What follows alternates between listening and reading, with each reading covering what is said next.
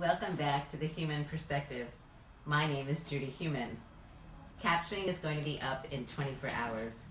This month, I'm focusing on the 40th anniversary of the signing of the regulations of Section 504 of the Rehabilitation Act of 1973. My guest today is Betty Siegel. Betty has specialized in access to the performing arts.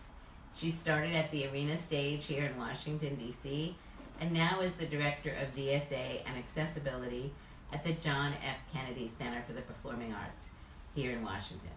She is a respected expert and speaker on topics related to Section 504 and the important Americans with Disabilities Act compliance. She's also lectured in London, Galway, Sydney, St. Petersburg, and Rio de Janeiro. She co-founded the International Inclusive Arts Network. Welcome, Betty. Thank you, Judy. It's fun to be here. Thanks.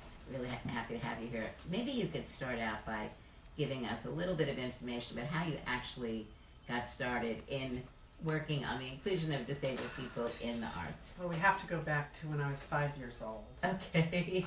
I fell in love with the theater at the age of 5, and that's what I knew I wanted to do for the rest of my life. When I graduated from school, I thought, I'll be a costume designer or I'll start a children's theater company. After doing costume design work for about 2 years, I realized there was something missing. Do you know how when something doesn't really speak to your heart?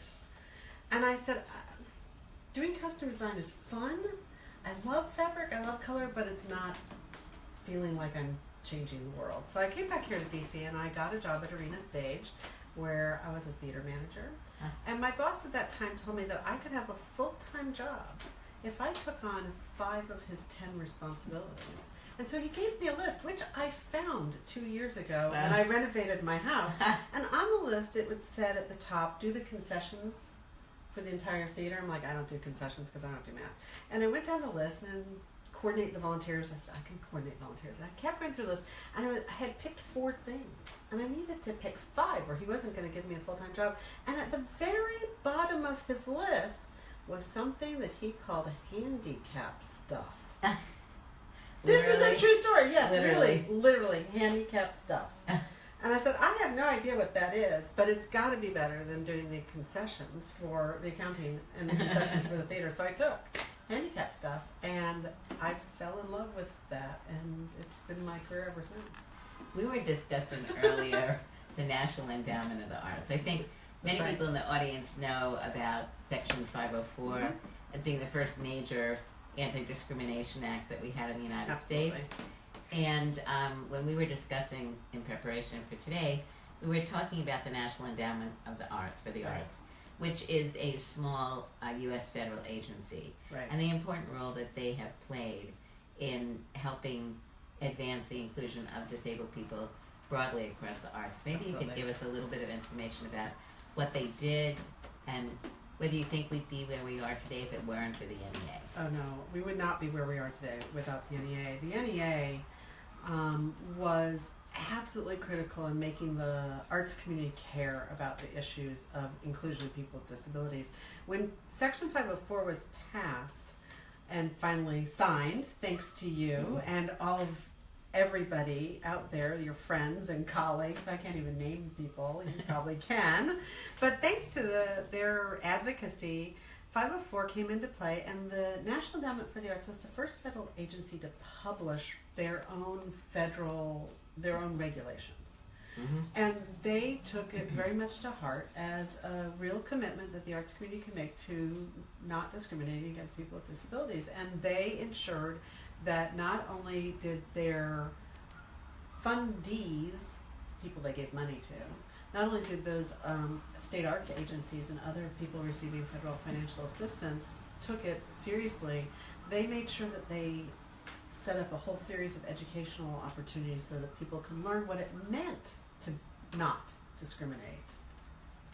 So we were talking at that point not just about physical accessibility, and today, of course, there's so many more advancements. Absolutely. So we're talking about physical accessibility, non-discrimination in employment of disabled people, issues around technology.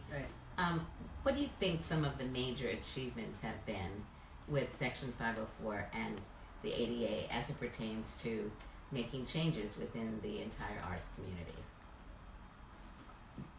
Wow. That is such a big picture, but in terms of actual inclusion, I think that the ADA in Section 504 made the arts community think much more seriously about the representation of hidden voices. Who are the people that are not represented on our stages?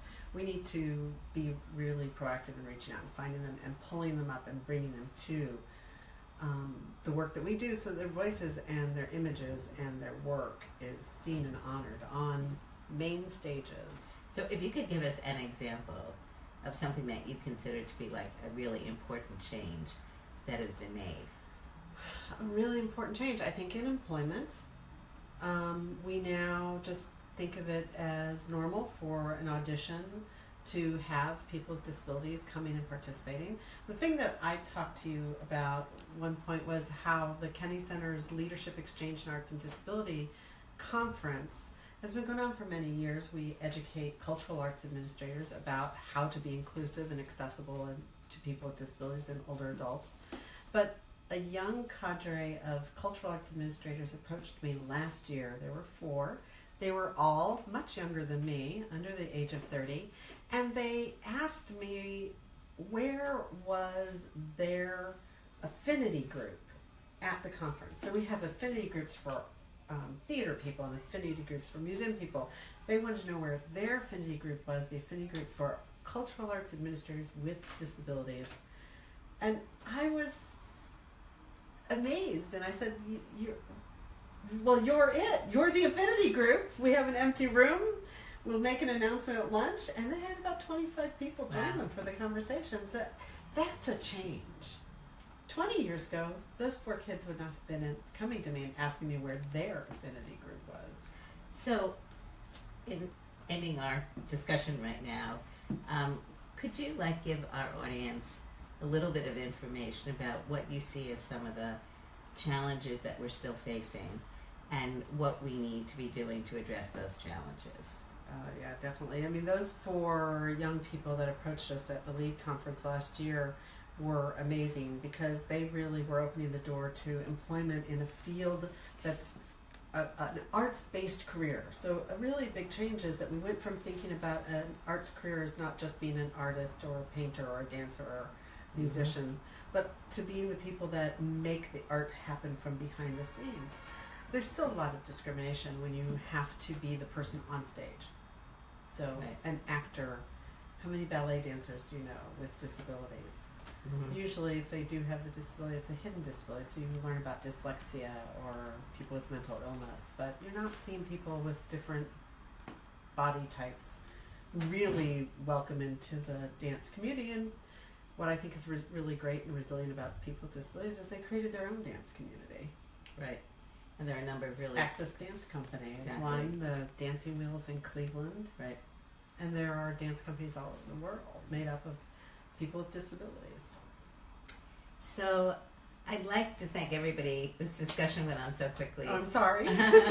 We're going to be doing more programming on the arts over the remainder of this year, and I'd like to please encourage you to look at the website for VSA Arts.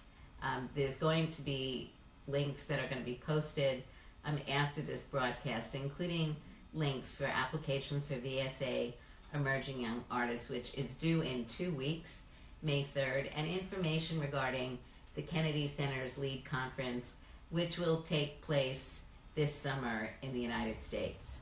I'd like to thank Betty very much for joining. I really would love to hear some stories from those of you who are in the arts or considering being in the arts. I think, as Betty was saying, we have a lot more to accomplish, but it is really exciting to finally see that the arts are slowly bringing more disabled individuals into various professions. And it's really up to us to do everything we can to be the most qualified people so that we, in fact, can obtain jobs on stage, behind stage, painters, etc. Thank you very much for joining. And we're going to do another program tomorrow with the great Eve Hill, who's a disability rights lawyer, and we will be discussing 504 and the ADA from a legal perspective. Thank you.